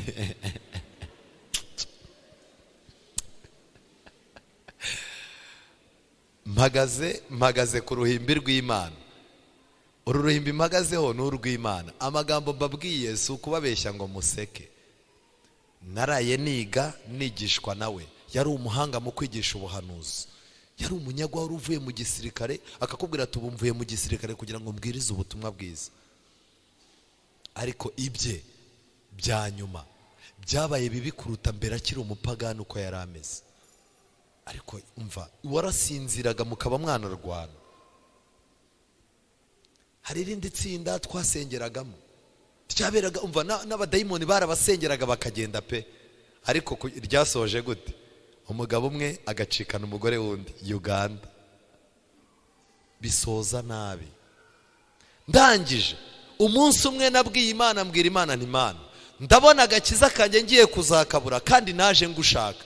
Wampaye impano ukama uburyo bwo kuryoherwa n'ibyanditswe, ko n'ubundi njya muri biriya byumba kubera ko nsenga nkumva sinumva, kubera ko nsaba imbabazi nkumva ntumbabarira, ko ari byo binjyana muri biriya byumba. Wampaye imbaraga ukansobanurira ibyanditswe, wankuye mu kajagari ukanyigisha. Kuva uwo munsi nsenga iryo sengesho, Imana yatangiye kuntera umwete. Amafaranga make mbonye nubwo nari umukene nkaguramo igitabo. Njya nibuka ari n'igihe abakoroporoteri bajyaga bankopa igitabo, akambwira ati nkurikije ukuntu ukunda ibitabo akira ujye unyishyura make make. Namucaho nkamuzanira 500 ubundi 500. Ndatangira ndiga ibibazo nari mfite, nasomye agatabo kitwa Kugana Yesu, ibigendanye n'imbabazi no kubabarirwa no kwatura ibyaha. Ako gatabo kabikemuye nta wundi mwigisha. Ibigendanye no gusenga Imana nkumva turi kumwe inganiriza, ibyo nabiboneye mu byanditswe byera, aho Imana ifite ububasha. Ubu mwebwe nshobora gukora ikosa mugatinya kunyegera, ariko iyo mfunguye Bibiliya ntabwo ibara ko ndi umubwiriza, imfata nk'umuntu waraye abatijwe. Bibiliya inyereka amafuti yanjye yose. Sinkeneye rero umuntu ndondora pastor, sinkeneye umuntu uzahagarara ngo ndondore ngo hano harimo umuntu ngo witwa kanakarekada. Buri mugoroba ijambo ry'Imana rigira gute? Kandi iyo mvuye kuri uru ruhimbi maze kubigisha, ntaha ijwi rimbwira ngo ibyabariya birakemutse. Ariko ikibazo ngiki, amaraso yabo ko akuvuyeho, wowe yawe yamaze kukuvaho. Ntahambwira Imana ngo rero ubwo urimo gufasha bariya ngo bahinduke, ukomeze unyambike imbaraga kandi umpindure, kugira ngo n'ikindi gihe nzabagirireho umugisha nabo bangirireho umugisha. Kanjye ikintu mbabwira, dufite urubanza rukomeye. Aha ikintu nagira ngo mbabwire, ibi bintu byo kuvuga ngo abantu barabutswe umusaraba, bantu b'Imana, ubu turavahe tujyaye? Mwumve uko mu bifuzwe byose babivuga. Umuntu aragenda akagenda agasenga, agakingiranwa ahantu kugeza igihe azabona umusaraba gutya vizavi. Kandi barimo barigisha abantu bakanababwira yuko ubona itariki, Imana ikubwira itariki n'isaha wihaniyemo, ikaguha n'isezerano n'indirimbo n'isomo rya Bibiliya. Uwifuzwe byose ni gute umuntu abona Imana? Umuyaga wumvikana mu mashami y'ibiti, ukanyeganyezwa n'amababi n'uburabyo, nyamara ntugaragara kandi nta muntu ubasha kumenya aho uturuka cyangwa aho ujya. Niko umurimo wa Mwuka Wera umera mu mutima w'umuntu, ntubasha kuwusobanura. Amen. Ntushobora gusobanura ibintu birimo kukubamo mu gihe Imana irimo kuguhindura. Ni wowe wihindura cyangwa n'Imana iguhindura? Imana rero niyo ikwiye kubimenya, si wowe. Ntubasha kuwusobanura nk'uko utabasha gusobanura imigendere y'umuyaga. Umuntu abasha kudasobanura neza igihe naho byabereye, cyangwa ngo arondore uko byagenze mu guhinduka kwe, ariko ibyo ntibivuze ko atahindutse. Amen. Kuba utazi itariki, kuba utazi uko byagenze, icy'ingenzi ni kimwe. Jya ubwira abantu uti icyo nzi ni kimwe, Imana yankuye mu mwijima w'icuraburindi inzana mu mucyo w'iki? Bitangaza. Ibyo kukubaza amatariki, amasomo, ku musaraba wabonye iki, Yesu yaramwenyuye, ntibikureba. Mu buryo butagaragara Kristo akabakaba ku mutima ubutitsa, buhoro buhoro, ndetse hari mu buryo budasobanukiye ubyakira. Hari ibikorwa bibaho biba bigamije kugarura umuntu kuri Kristo. Ibi bibasha kuba ryari rero? Igihe umuntu arimo kumutekerezaho, wafashe umwanya aho waba uri hose ugatekereza kuri Kristo, binyuze mu gusoma ibyanditswe byera, cyangwa binyuze mu kumva amagambo y'umubwiriza ahesha agakiza. Ahantu hatatu Imana ibwirira umuntu ko yababariwe ni hariya. Mu kibwirizwa nk'uko turimo kwiga, Imana ikabakaba umutima wawe, ugataha uhindutse. Ushobora kuba wowe utabyumva, wowe uzabyumva nyuma. Igihe uzumva amarangamutima yawe akubwira ko wahindutse, ntabwo ariyo tariki uba wahindukiyeho, kiba ari igikorwa cy'igihe kirekire Imana yakoze. Kubw'ibyo rero, igihe wagize amahirwe yo gutekereza Imana cyane kuruta ikindi gihe, igihe wagize amahirwe yo gusoma ibitabo, ibyanditswe byera, bikaguhindura, cyangwa se ugatega amatwi umubwiriza abwiriza ukumva uwo munsi wakiriye Kristo, Imana irari guhaye isezerano. Reka rero dukomeze. Ako kanya Mwuka aragusanga, akomeza kukurarika mu buryo butaziguye, wumva unejejwe no kwegurira Imana umutima wawe. Yesu, kuri benshi ibyo byitwa guhinduka gutunguranye, ariko ibyo ni ingaruka y'igihe kirekire. Umuntu hari igihe yicara amarangamutima ye yaza ku itariki 26 z'ukwa 12, agahita yandika itariki, uyu munsi Imana irambyaye, impaye n'indirimbo. Kubera ko wabyutse uririmba nk'uko izuba rituvira, niyo ndirimbo Imana yampaye. Isomo rikakuza mu mutwe, uhisha ibicumuro bye ntazagubwa neza, iryo naryo ni iry'Imana yampaye. Umuntu akagenda akubwira ngo afite itariki, ngo yahawe isezerano. Imana ibimaze igihe kirekire ikora, ahubwo amarangamutima yawe niho abikubwiriye, ariko Imana yabikoze ryari? Kera. Paje muyandike, ni igitabo gifite uwifuzwe byose. Hariya ntigihari igitabo cy'uwifuzwe byose, muze kukireba hariya. Rero hano mu gitabo cy'umugenzi, igitabo cy'umugenzi ku buhamya bwa mukristo. Iki gitabo mwese murakizi, paje 140 n'ijana mukristo agiye kutubwira byiringiro, agiye kutubwira uko yabonye Imana. Byagenze bitya: uwo munsi nagize agahinda karuta ko nigeze kugira mu bindi bihe byose. Ako gahinda nagatewe no kurushaho kumenyeshwa uko ibyaha byanjye bikomeye kandi ari bibi. Nta kindi nari ntegereje keretse kuzashyirwa muri Gehinomu iteka ryose. Uwo mwanya nibwira ko mbonye umwami Yesu andunguruka ari mu ijuru. Ngira gute? Nibwira. Mukristo arangije abwira byiringira ati, wahishuriwe Kristo koko, mbwira ibyo byatumye umera ute hanyuma? Iki rero nagira ngo mbabwire, itorero ryacu rifite amahame 28, kandi muri ayo mahame hari amahame yo gutsindishirizwa n'ubuntu kubwo kwizera. Iryo hame ryashyizwemo yari 27, ariko nubundi muri 27 ihame ryo gutsindishizwa n'ubuntu kubwo kwizera nubundi ryari riri mu ihame ryo kwizera Kristo. Ariko nagiye mbabwira, kubera icyo kintu Imana yemeye ko iri hame rishyirwamo ryo gutsindishizwa n'ubuntu kubwo kwizera. Nubundi no mu itorero twemera ko Imana itsindishiriza umuntu, ariko nanone ntimuzarivange n'amayerekwa n'ibintu Satani arimo gushuka abantu. Reka rero mbibutse ikintu gikomeye. Iri torero ryatangijwe n'abantu bakeya, abagabo n'abagore batize cyane, badafite ubutunzi ariko batunze Kristo. Abantu batatinyaga ikintu cyose uretse icyaha, abantu batakundaga ikintu icyo ari cyo cyose uretse ibyanditswe byera. Uyu munsi wa none itorero ryatangijwe n'abifotorezaga mu byatsi, uyu munsi wa none ryamaze gukwira mu isi yose. Nagira mbabwire ngo dusabwa kugira kwizera kuruta uko abano baritangije, kuko baritangije badafite imitego ingana nk'iyo dufite. Twebwe dusabwa kubaka kuri Kristo ari we rutare, tukubaka ku ijambo rye, tugakomeza ibi byiringiro twahawe rimwe bigomba kuzageza iteka ryose. Muri uyu mugoroba rero ndasaba Imana ngo ibambike imbaraga, ndasaba Imana ngo ibarinde ubuyobe, ibarindishe ibyanditswe byera mu izina rya Yesu.